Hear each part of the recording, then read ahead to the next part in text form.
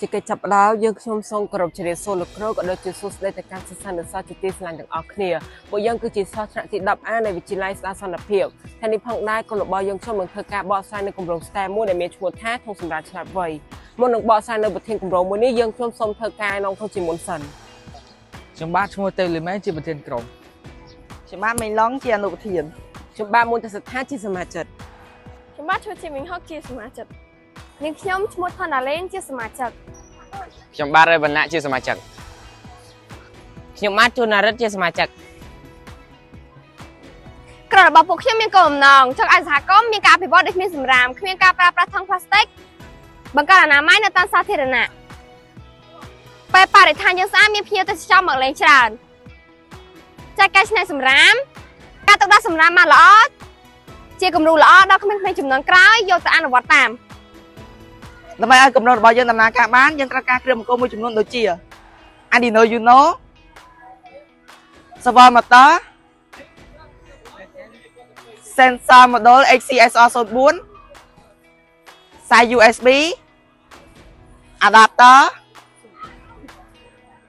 និងខ្សែចាំផលចំពោះការតខ្សែគ្រឿងបង្គំវែងក៏របស់យើងខ្ញុំបានអនុវត្តដូចតទៅពី sensor module ទៅ Arduino Uno ពី VCC ទៅ 5V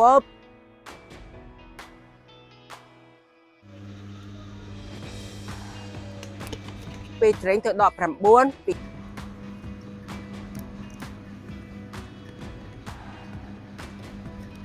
ីeco ទៅដល់10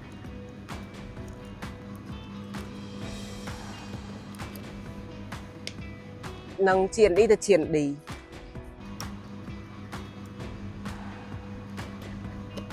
ចំពោះពី servo motor ទៅ Arduino Uno ហើយខ្សែបោះថ្នោតទៅ GND ខ្សែ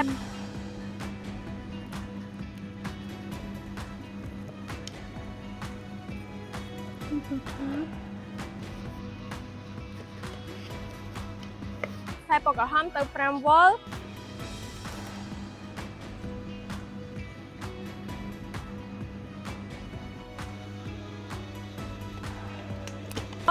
និងខ្សែពណ៌លឿងទៅដល់11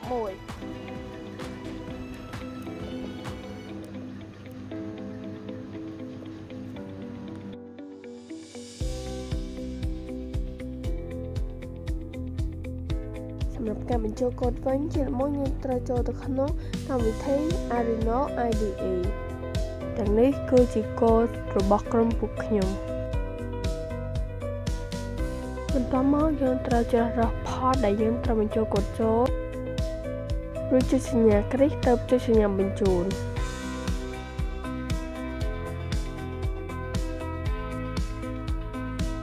អត្ថប្រយោជន៍នៃគម្រោងគឺមានដូចជាជួយបរិស្ថានស្អាតជួយក្នុងការសម្អាតបរិស្ថានឲ្យមានអនាម័យមានរបៀបរៀបរយក្នុងការចោលសម្រាមធ្វើឲ្យសហគមន៍មានការវិវត្តជឿនលឿនមានការសរសើរពីសំណាក់អ្នកដទៃនិងធ្វើឲ្យអ្នកដទៃយកគំរូតាមចំពោះឧបសគ្គវិញមិនថាក្រុមណាក៏ដោយតែងតែជួបបញ្ហាជាច្រើនក៏ដូចជាក្រុមខ្ញុំបានជួបឧបសគ្គមួយចំនួនដូចជា1ពួកយើងខ្វះខាតថវិកាក្នុងការទិញគ្រឿងបង្គំ2ពួកយើងគ្មានពេលវេលាគ្រប់គ្រាន់ក្នុងការពិភាក្សាគ្នា3គ្មានបច្ចេកទេសគ្រប់គ្រាន់4មិនសូវស្គាល់គ្រឿងបង្គំច្បាស់លាស់5មិនទាន់ចេះតគ្រឿងបង្គំ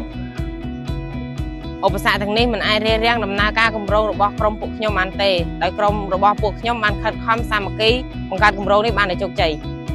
ជាចុងក្រោយក្រុមរបស់យើងខ្ញុំបានបង្កើតធុងសម្រាប់ឆ្លាតវៃមួយនេះគឺជាសមិទ្ធផល